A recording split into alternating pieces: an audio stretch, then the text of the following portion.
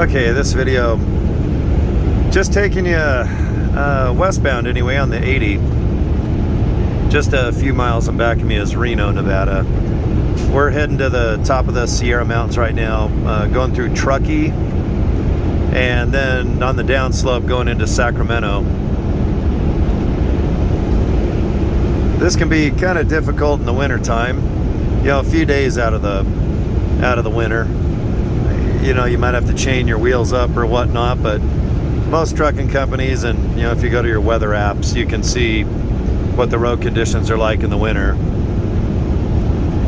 But in the summertime, it's a lot of fun. I'll just kind of record. You guys can watch for the next 10, maybe 15 minutes what it looks like. So yeah, just going on the 80 freeway westbound, heading to Truckee at the very top. I think the ski resort is called Boreal, and there's a couple places you can pull off and either sleep or, you know, take your 30-minute break or just hang out. And you'll see them coming up here on the right. And then there's a weigh station that almost 90% of trucks have to stop at. You know, just either way. They do inspections now and then, you know, level 1, 2, or 3. And then right after the weigh station, you just got to yell out your window to one of the persons, you know, what you're carrying.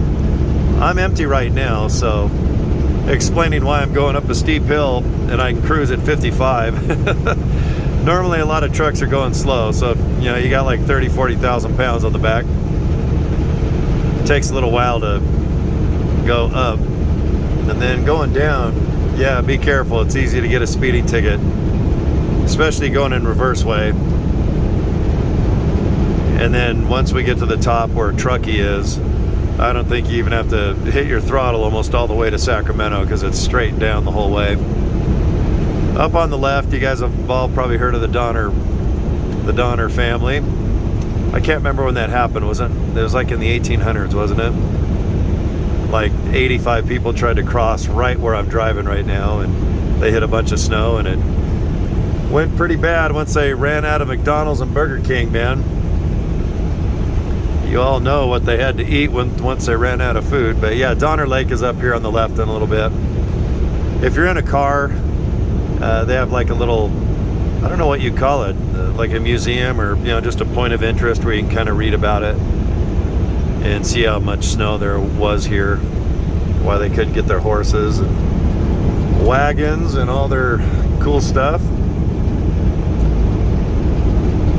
on the other side. But right now it's smack dab right in the heart of July, and it's hitting 108 degrees in Reno. It's early in the morning when I'm filming this, so it's about 80, 85, which is perfect. If it stay like this all day and night, perfecto. But all these mountains are good looking. Up here to the left, you know, is a turn off to Lake Tahoe.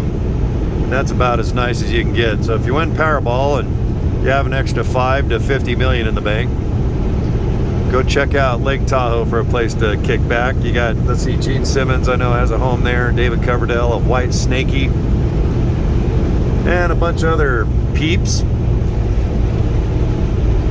I like Squaw Valley. That's the ski resort where Hot Dog the movie, my buddy that wrote it and directed it and produced it, Mike Marvin, he's a good bud of mine. And free plug for Hot Dog the movie. When was that, like 83? God, I'm trying to remember when it came out. But yeah, Squaw Valley's up here as well.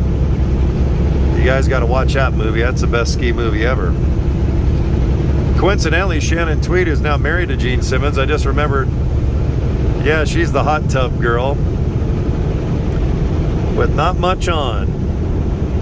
So if you want to watch Hot Dog the movie with Shannon Tweed, think of her being married to Gene Simmons, on how much fun that would be from Kiss. And I know they have a home there in good old Lake Tahoe. All right, just cruising around here. We got I'll leave my camera on for a little bit. When we go through the weigh station, I can show you the turn off. You can't miss it. You're going up a real steep hill when you go into the weigh station, so it's almost impossible to breeze by it because you're going straight uphill And if you have a full load on the back, yeah, you're only going about 25-30 miles an hour max anyway. So sometimes they enforce, you know, when you get to the very top of the hill up here, you'll see a turnoff, and it's coming up in a few miles. It's not coming up right away, but it'll say, you know, check your brakes. And sometimes a police officer, they'll sit there and they'll watch if a truck actually stops or not. I stop no matter what, you know, and I just checked my truck about 10 minutes ago. I just unloaded at a place in Reno, so I just checked my brakes, checked my, you know, I checked everything on the truck. But if a policeman's in a bad mood or needs some ticket money, you never know. After the weigh station, about, God, I'd say about 5-10 minutes of driving, you're gonna see what I mean. You'll see a bunch of trucks pulled off to the side. Some are sleeping, some are just taking a break. They have bathrooms, those little porta potties. But it says to check your brakes. And if you want to get out and just kind of check them, or just, you know, pump on the brakes, or at least stop for, like, you know, maybe 30 seconds. But I've had a few of my friends get pulled over by I don't know if it's the CHP up here or whatever, but whoever patrols, they've gotten pulled over before and been warned to actually check your brakes, because it is steep. Once you get to the top of Truckee here and you start going down, it's like downhill for, like, God, 30 miles. It's not like a couple miles and then it's done. So going into Sacramento, see Roseville, big trucking lane, because you got Lodi to Madera. Just about everyone's went to Tracy. So if you're in the semi-truck business watching this video, all you guys, you know, have definitely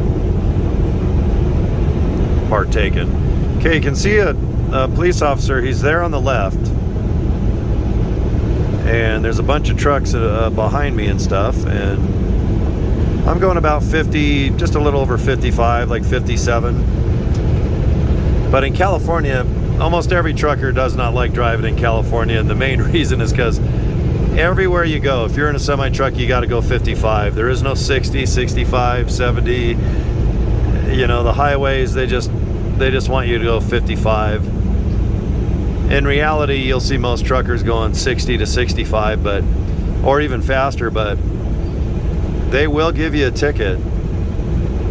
This state needs money right now, and one way to get it is speeding tickets. But if you're in California a lot and you truck drive, I wouldn't go over 60. It's just too risky. It's just not worth the stress. But man, it is easy to go 65 to 75 on this freeway here, because, you know, like I said, most of it is downhill. And I'm going downhill right now. I have no throttle going, but I'm just coasting right now at 57, 58. So you just try to stick at 55 and, you know, you'll be all right.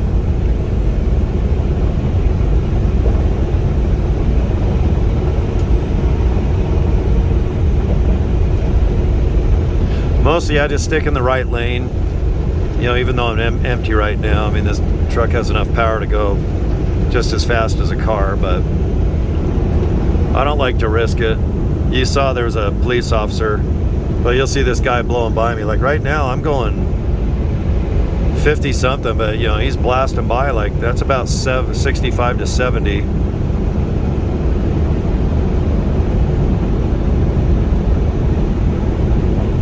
But yeah, I mean, obviously the speed limit says 65, but that's for cars.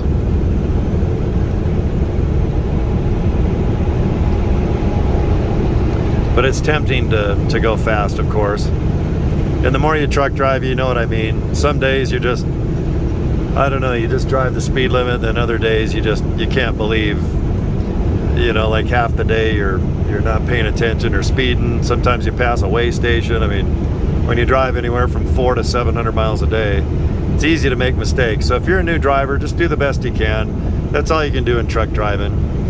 You'll have good and bad days. Especially when it comes to blown tires or your air conditioning going out, or, oh God, rock chips. But in the summertime, this is a nice lane. I think you'll love it. You know, going up to Washington, Oregon, Montana. I love driving up here. I'm based out of Utah, So I'm used to these great looking mountains and stuff. You know, in the wintertime, you know, it's not bad every day, but you can go across this 80 here, you know, from Reno over Truckee into Sacramento. You know, 85% of the time the road is going to be fine, but it's at 15% where the snow and you got to chain and whatnot.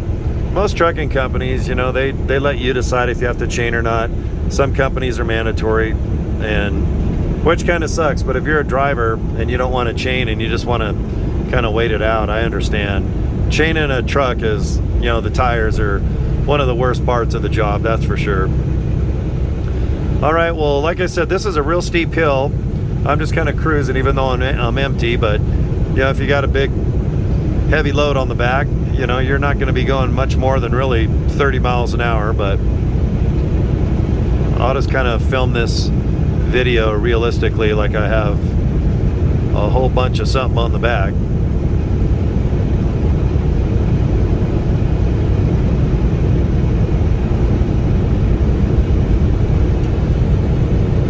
But most trucks are in the right lane. Yeah, you can go in the middle lane too if you're empty and you're hauling ass a little bit, but just stick in the right lane, because the main reason is you got a ton of cars that are just hauling ass.